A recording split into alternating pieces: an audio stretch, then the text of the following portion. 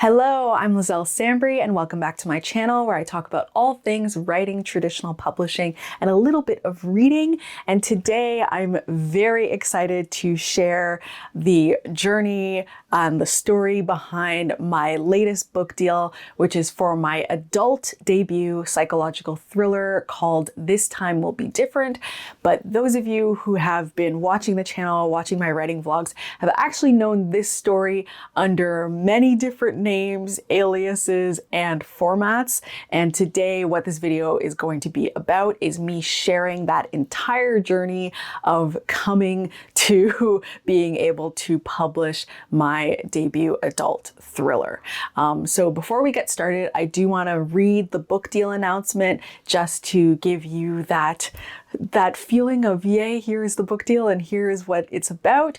And then I will launch into the whole thing. So let's start with that announcement, which is: author of lauded YA novel Delicious Monsters, Liselle Sambury's adult debut, This Time Will Be Different, a psychological thriller with a speculative twist, pitched as Liane Moriarty's 9 Perfect Strangers meets Apple TV's Severance, about an ambitious young woman who trades her memories for the promise of true love and an exclusive retreat, only to discover sinister secrets behind closed doors, examining the darker corners of love and perfection. At auction to Maya Millette at the Dial Press by Christy Hunter at the Knight Agency for North American Rights. So that is the deal announcement.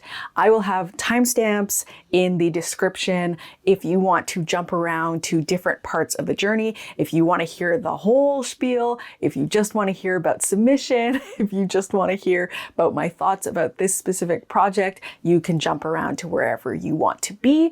And I will also in the description have my playlist. This is something I do whenever I announce a book deal.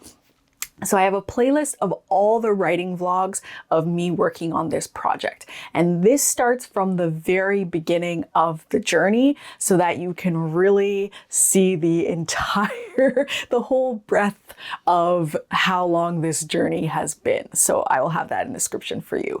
But with that said, let's go ahead and jump into this whole journey. This story begins all the way back in March 2021, where I started with a little project that I was calling 6 Days and 5 Nights.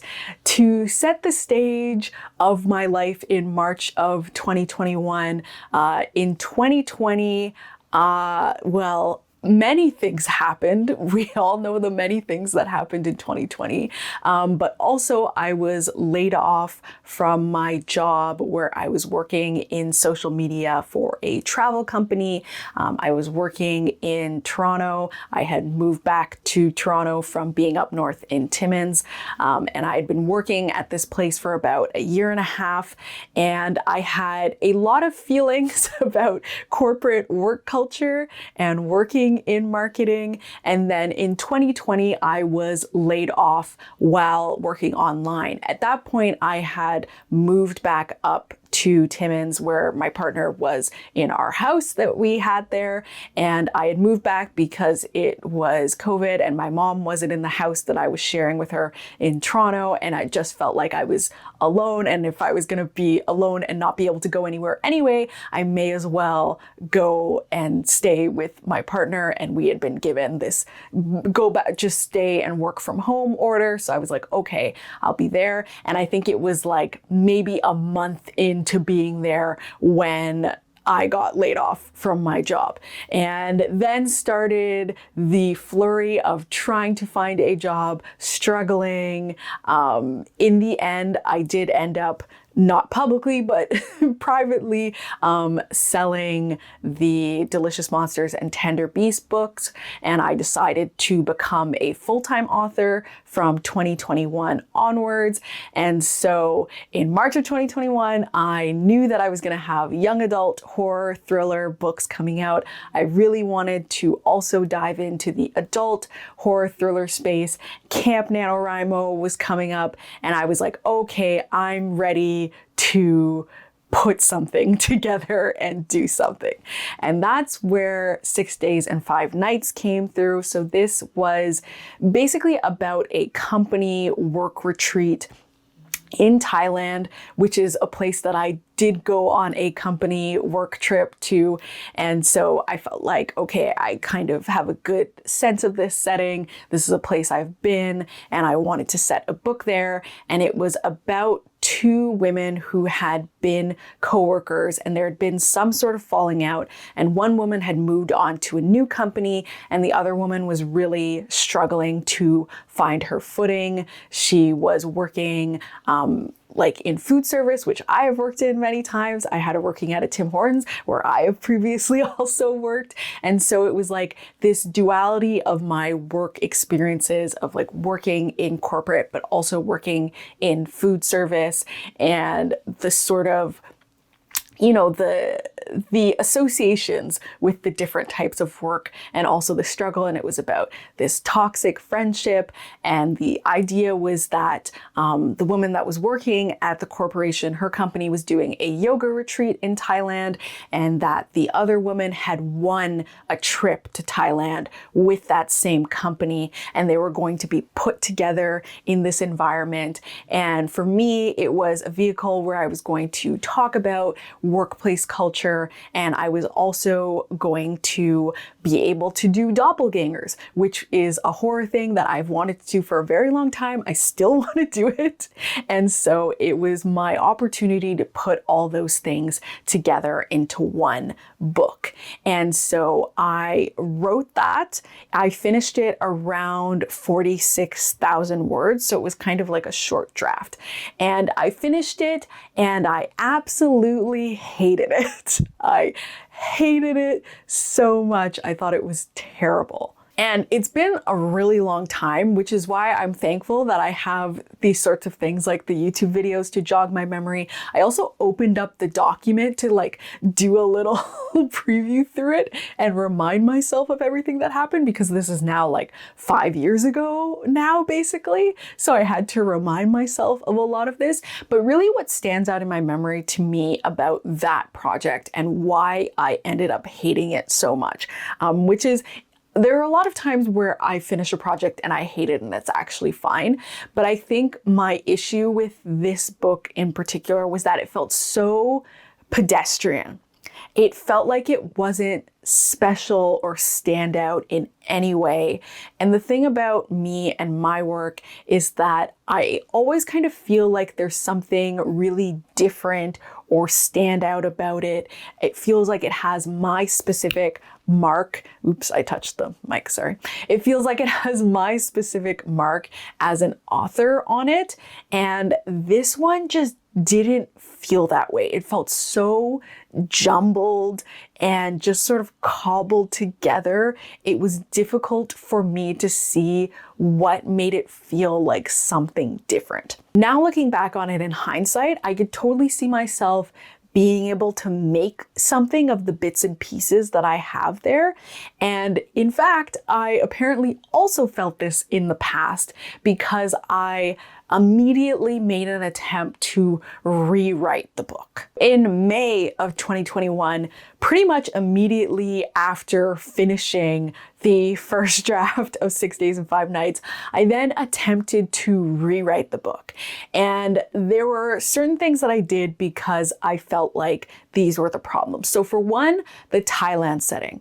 When I had been to Thailand, I went there for 1 week and I went to a very small section of places. And I think that made me feel like it was really off.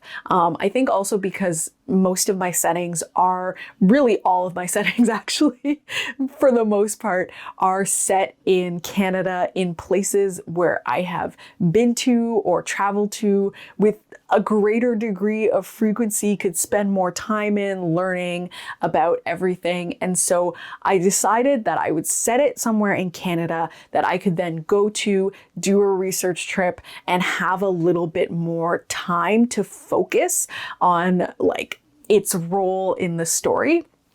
So I changed the setting to Whistler in British Columbia because I had been to Whistler before in the past, and it felt like it still gave the sort of retreat vibes. And instead of doing that whole win a trip sort of thing, I changed it fully into just a company retreat. And I kept basically the whole first act, which I felt like was the strongest part of the story. And even when I went back recently and looked through it, I still feel like that is the strongest part of the story. And so I kept that whole section, which was basically the different perspectives of the two women in Toronto living their sort of separate lives before they come and go to this retreat. So I set that up, and then I brought them to this retreat, this sort of like isolated Airbnb environment in Whistler, and I was going to make this big snowstorm so they were kind of stuck inside so I could create that locked room type effect. And I got about 20,000 words into writing this, and then I was just kind of like, this is bad. This is bad. This is still bad. And the main reason at the time that I basically said in my own videos, and I feel is really accurate even now thinking about it, is that it felt like a soapbox. It felt more like I was writing a book around wanting to rant about my corporate experience, because at that time it was still fresh. It was still fresh to me that I had been in this environment. And to be frank, I always say this to people, that was the best job I ever had. Which sounds funny because I have so many grievances, but it was the best job I had been. That was the highest I had ever been paid at a job. It was the most comfortable I had been at a job. There were so many great, fantastic things about that job. There were a lot of wonderful experiences that I had at that job, and it was a job where I had wanted to stay for a long time. And being cut off after a year and a half was really difficult for me. It made it really hard for me to find other jobs because I didn't quite have enough experiences. It was also COVID time, like the height of beginning of COVID time. And so it was difficult to find jobs in general. And so it just made every grievance that I had had so much more salient and difficult. And I felt like the book was more of a diary entry of everything that had upset me than it was about the characters and the character journey. And the thing about my books is that the heart of them is the heart of the books are the character journeys. And because it became about my soapbox, I felt like the story fell apart, and that made me hate the story. And so at that point, I closed the chapter on 6 days and 5 nights. And I also decided to head in a completely different direction from that work culture so that I could try and create a book that was about the characters. And that's how I came to a book that I called The Newlyweds. So I changed topics, shifted gears entirely away from doing a book focusing on sort of toxic workplace culture into a book that was more about relationships. And what I really wanted going into this is I wanted to create a really fun, fast-paced, twisty thriller. And I wanted to go all in on that, which is how I got to The Newlyweds, which was a home invasion horror thriller. It was about a couple who had been together for a long time that were frequently kind of mistaken for being newlyweds, but were never actually engaged. And so that became sort of a sticking point in their relationship. They had recently purchased a house in a vague Toronto suburb, which will become an issue to tackle later on. They bought this new home and they had moved in, and they became victims of this home invasion that continued to escalate and twist and turn over time. And so that was The Newlyweds. And I worked on this from June of 2021 until November of 2021. So you can see sort of timeline-wise, very determined to make this adult thriller work. I was very determined. I spent basically all of 2021 trying to make an adult horror thriller work. And so this was kind of the next evolution of my determination, was working on the Newlyweds. And because I was at this point very impatient, this is when I decided to write a book in 10 days. That vlog is included with the journey. I also include it separately down here, which was how, me writing a book in what became 8 days, because I ended up going faster than I expected. And basically, I decided to do an extremely loose plan and to just jump into it to see if I could write 5,000 words a day and do a really short 50,000 word draft of the book, just to get something down, because at that point I was frustrated with having spent so much time on 6 days and 5 nights to come out with what felt like at the time to come out with nothing. I really just wanted to go in and do this story. I had an idea for a really good twist that I was like, this is going to be an amazing midpoint twist. I just want to jump in and write this book. And I did exactly that. I wrote the book in 8 days. I believe it was like 45,000-ish words when I finished it. And then I proceeded to do an edit of it, and I sent it to beta readers. I sent it to my agent. And this was a book I really loved. I really loved it. I thought it was just so fun. It was just like such a fun, fast-paced romp. But the difficulty with this book was about the midpoint twist. And I had always kind of been a little bit concerned about it. And then when my agent read it, this was also the biggest point of concern for her as well. So I think because in the back of my mind, I'm like, maybe I could make this work one day. I still don't want to reveal the twist, but the twist basically gave the story the quality of it was all a dream sort of thing. It was that kind of twist. And because of that, once you got to the twist, it invalidated a lot of what came before. And I really liked the twist because I liked how much it changed your perspective of everything that came before, but it also had that quality of making it feel like the character journeys and everything you had been part of beforehand kind of didn't matter.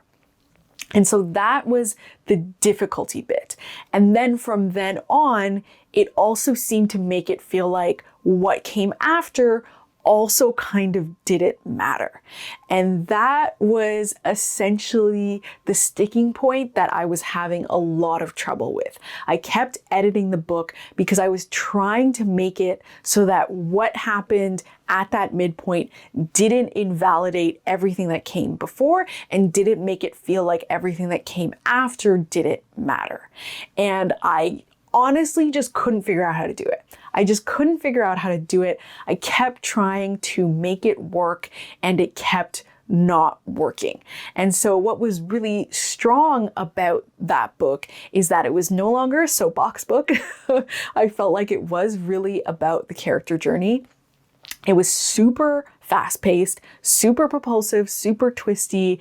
It was just that feeling on the reader side of why should I care about anything that's happening that I couldn't make work.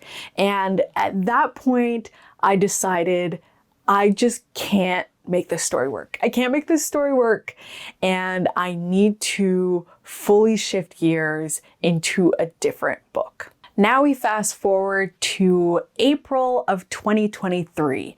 So I've had basically an entire year break from working on any adult projects. This was because, frankly, 2022 was a wild year for me. I was doing a lot of stuff.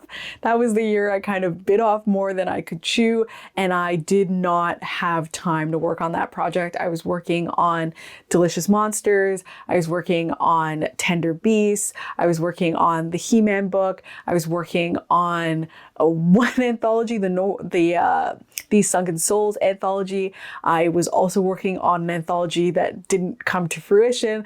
I was working on another anthology. I think I was also at that time working on the Middle Grade anthology. I was working on many different things, and I definitely did not have time for working on an adult thriller. I was also working on a Mastery of Monsters. I was working on a huge amount of projects in 2022, and I definitely just did not have time for the adult.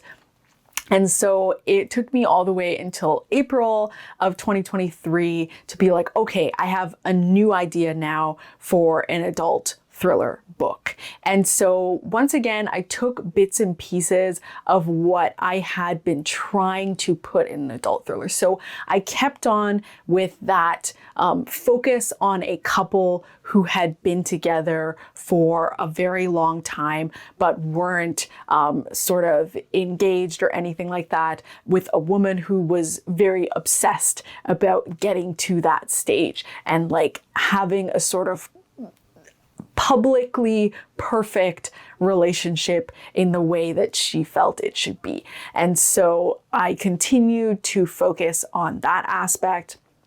I also continued with a dual POV because that was something that was in, what is it called now? That was in the Newlyweds.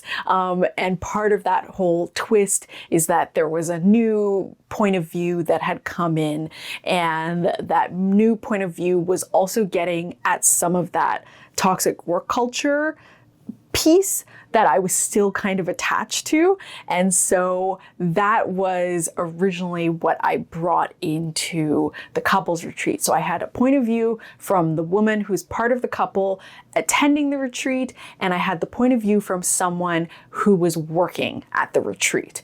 And so I also came back to that retreat idea and wanting to do that going away to a retreat thing, and I abandoned the being in the house. I also decided that I needed to set it at a real place in Ontario that I could do research. That's how we're coming back to that previous vague suburban Ontario idea. And so I set it in Niagara-on-the-Lake so that I could go to Niagara-on-the-Lake and do research there, and that could help me sort of build out that setting as well. And so I decided to do that, and I still wanted to have a sort of speculative twist because that was something that had also been present in 6 Days and 5 Nights in both iterations, and that was something that had been secretly present in the Newlyweds. And so now I decided that secretly present maybe didn't work out super well for me, and so I wanted a speculative element that was advertised up front so people knew exactly what they were getting into. And so these were all the bits and pieces that I had pulled out of previous iterations of the story and that I brought together into the couples retreat. And that is how I ended up putting together that first draft. But the first problem that ended up happening with the book that I realized when I sent it out to beta readers and to my agent was that I decided to do this very complicated structural thing, which I can't explain because it would create a spoiler for the book. But I essentially decided to do something that was very complicated structurally, that I also wanted to be very subtle. So only readers that were like only readers could kind of put it together at the very end. That was the idea, that at the very end, when things had been revealed, you would put together all these structural things that I had changed. But the fact of the matter was, it was so subtle that nobody detected it. Nobody detected it. Not a single reader. I think I had maybe like 4 beta readers plus my agent. That's 5 people. Not a single person realized what I was doing by the end, which was a big problem. And also, this structural thing was so much effort on my part for no one to notice it, which made me think, why am I even doing this? Why am I doing this very complicated thing that is so subtle that no one is even realizing that I'm doing it when they're supposed to realize I'm doing it? And I could have worked more on it and made it so people did realize, but I just realized this is all very ridiculous and I don't need to be doing this. So when I made the next edits, I cut that structural thing out. I also ended up cutting out that workplace POV because it was creating the same soapbox issue that I had had with 6 Days and 5 Nights, both iterations. And so I realized I just need to not have this be a thing because it's, for one, it's splitting this focus of the story, which is supposed to be about relationships. And for 2, it's still being soapboxy and I just need to cut it out. So I ended up cutting out that POV entirely. From there, it became more of the standard process of how I work on books, getting them ready for submission, in that me and my agent went back and forth with the book on doing these edits together. And then my agent, because we were nearing time for sending it on submission to publishers, she ended up sending the draft to my film agent, at which point my film agent actually got really excited about the project. She's excited about all my projects, but she was really excited about the potential for film for this project. And at that point, for the very first time, my film agent also gave feedback on the manuscript. And so then we ended up incorporating her feedback as well into the manuscript, which was great. It was super helpful.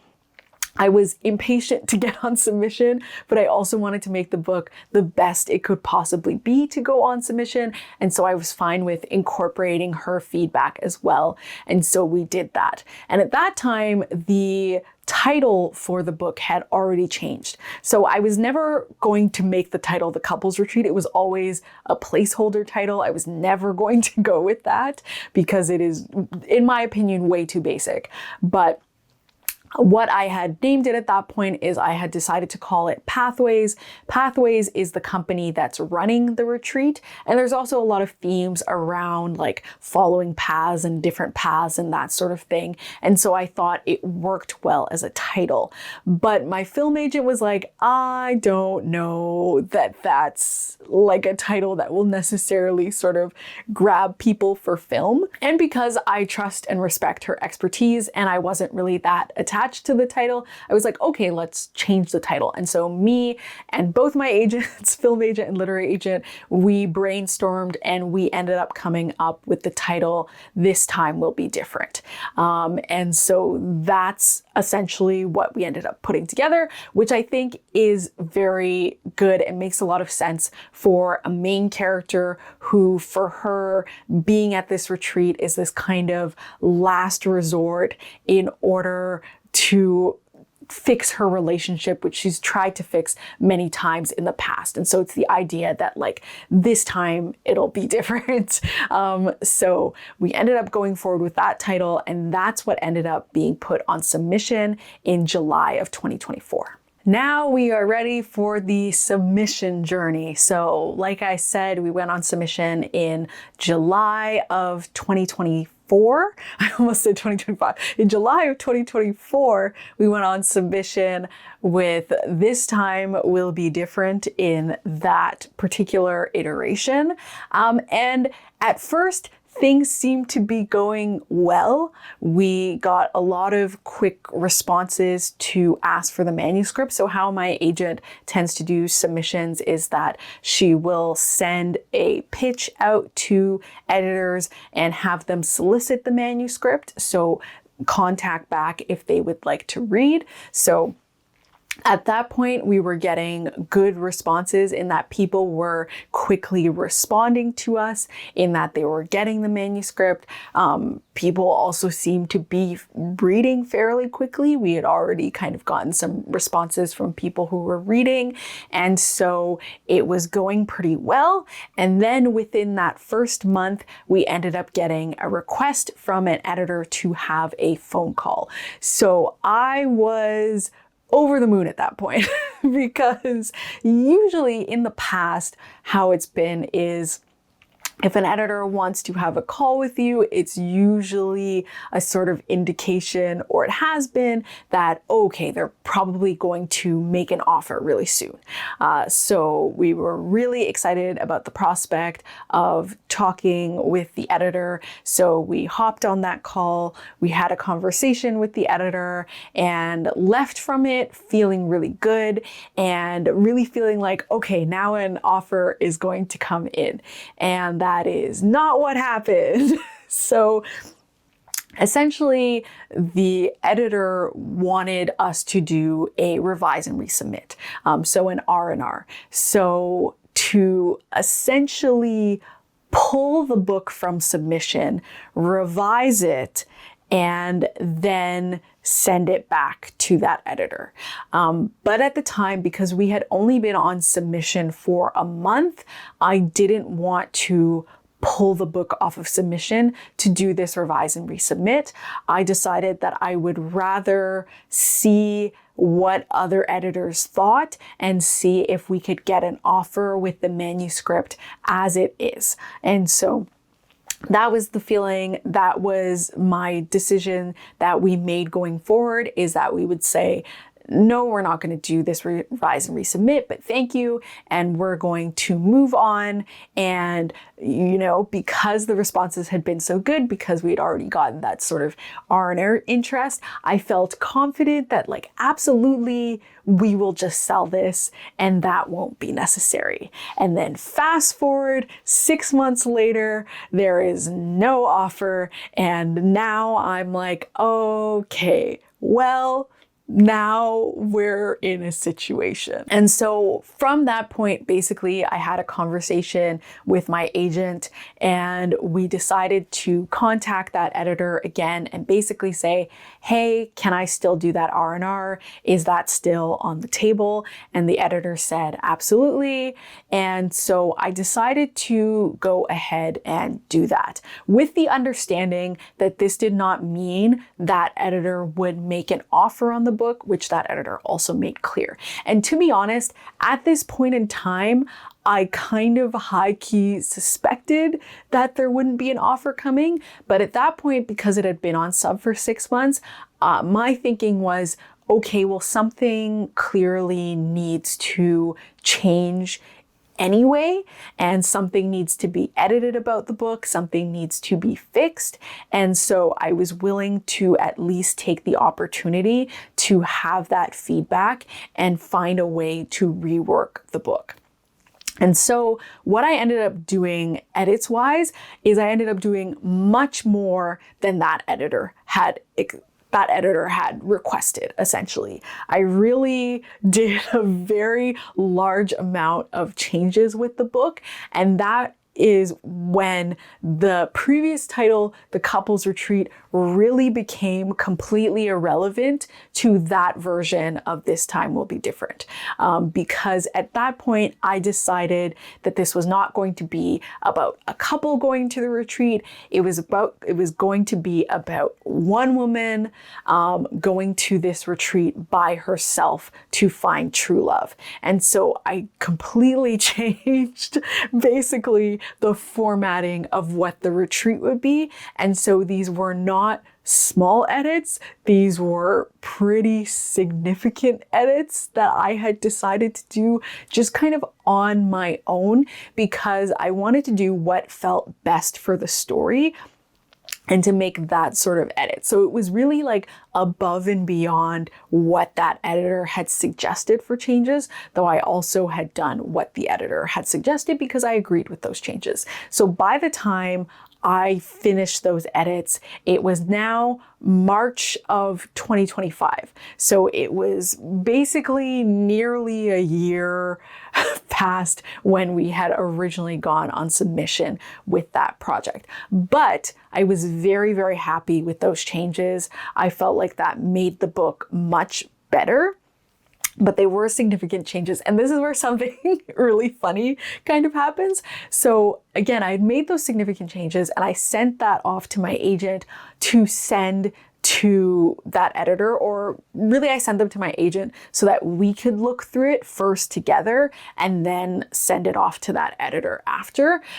So then my agent read it and she was like, I don't know about this big change. She was like, maybe I liked the way it was before better. What do you think about changing it back to that? And that's when I said, I cannot. I said, I'm so sorry. I have so much respect for your opinions and your expertise, but I cannot edit this book anymore. I cannot do it anymore. Now, remember that I went back to this book. I started this book in 2023. It has now been essentially 2 years of working on this book on and off. And I said, I'm so sorry. This book is killing me. I cannot do anything else to this book. So I can make some small changes and we can send it off, but I cannot revert from what I have changed it to. I cannot do any more large changes without the guarantee of a sale. I'm so sorry. I can't do it. I am at the end of my rope. Please. And then my wonderful agent was like, okay, no, that's okay. It's totally fine.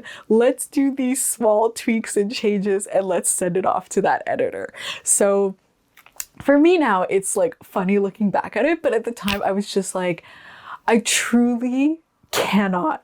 I can't do anything else with this book. I'm so tired. I was like, I am on the precipice of giving up. I don't even want to do this anymore. I barely wanted to do this revise and resubmit. I was so tired. I was so worn out. I just didn't want to do it. And I certainly didn't have the energy within me to do any sort of other edit. This is it. This is it. So we sent that off to the editor. The editor ultimately ended up passing on it, which honestly I kind of suspected might happen. And so it wasn't a big shock or surprise to me or anything like that. And from there, I basically said to my agent, I'm kind of done with this. Like, I'm pretty much over it. And my wonderful agent was like, I believe in this book so strongly. I know that we can find a home for this book. I want to like go for it. And I was like, sure, you go, girl. Send that book out on sub. I think it's going to die there. But if you want to put it out, go for it. I've already mentally moved on. I can't devote any more headspace to this story. And so that was my state of mind when we put this book back on submission in May of 2025. Now, May 2025, we are on the second round of submission with this new revised version of This Time Will Be Different. That is no longer a couples retreat, but a single woman going on this retreat to find true love. And we send that out to a smaller amount of editors. I have absolutely no expectations of anything because pretty much I feel beaten down at this point. And I was like, whatever. So we send it out. Within that same month, we got some interest from an editor. I'm tentatively excited because of how things have gone in the past. So I'm like, okay, well, let's see. And then the editor says, like, can we hop on a phone call? At this point, editor phone calls no longer have the same reaction from me because I'm no longer expectant of an offer. So basically, I went into the phone call very sort of like tentative in a way, but open to the conversation. It basically felt like everything was like a step towards, well, we'll see where this goes and we'll have like an open conversation about this and whatever. So at that point, we sit down for the call. It goes very well with the editor. I feel like she really understands the nuances of the story and what I'm trying to share, what I'm trying to get forward. Some difficulties I had with editors in the past in like having conversations about this book was about the ending, an ending that I really love and my agent really loves and my film agent really loves, we all really love. And so that was something that had come up, and I felt like the editor really understood the purpose of the ending, but wanted readers to get that a little bit more. I felt like she had a really thorough not only understanding of the story, but what I'm wanting to communicate, and brought up things to flesh out more that to me made a lot of sense and could really help with the story. And so I felt really good about what had been suggested. And I thought, okay, well, this is cool. This is interesting. Let's kind of see what happens from here. Again, with very low expectations. I've moved on mentally. We go forward with the story. And then in June of 2025, so the next month, we had an offer from that editor. And now I'm floored. I am floored. I'm like taken aback. I'm kind of confused, but also at the same time, I understand that this book that we put on submission is very different than the original book that was put on submission. Like the changes that have been made felt sort of significant enough that I could also understand why now it might get an offer, whereas before it wouldn't have. And so I was shocked because I had like mentally moved on, but also I understood that like, okay, the book is in like a much better place now. And then I really also felt really encouraged about the big changes that I'd chosen to make, because I was like, okay, these really must have made a difference. So that was great, and I was excited enough with that. We ended up contacting all of the other editors that still had the manuscript, and then I ended up floored a second time when we got a second offer, and that's how we ended up in that auction situation, which was with 2 editors.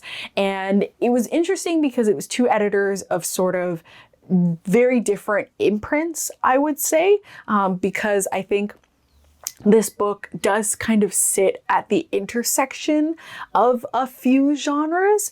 I think especially because it has that light speculative twist, there are kind of different directions it could have gone in. And so I felt that with one imprint, it probably would have been edited to be a little bit more horror. Maybe the spec twist would have been pumped up a little bit, whereas I felt with the other editor, it would have been more upmarket thriller. And I was also really interested in either of those directions. Either of those would have been directions that I would have been happy to push the story into a little bit more. But I also understood that the story in and of itself already sat a lot more in that upmarket thriller box. And so basically the auction happened.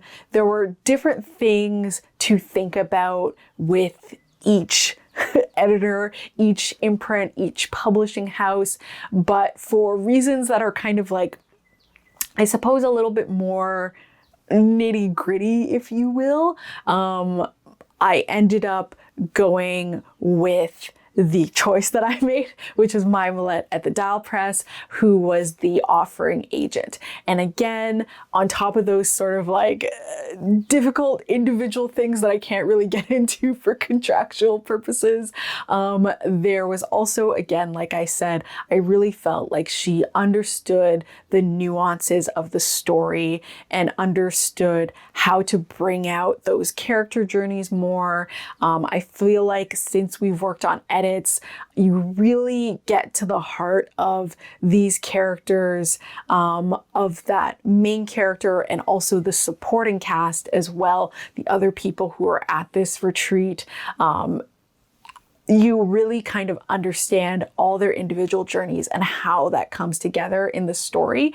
And I felt like it was great looking at her experience, which was like doing a lot of like literary breadth of work, which I thought would be really helpful for this book, because I do really feel like it sits at that intersection of like thriller and lit fic. I feel like it's a very good marriage of the two in having a more sort of lit fic writing style combined with like thriller atmosphere and tension and twists and that speculative fiction element. And I feel like the Dial Press and Maya have been this really wonderful home for the story in that way. And so that's how I ended up signing with them and selling the book in the end. My, what a journey this has been.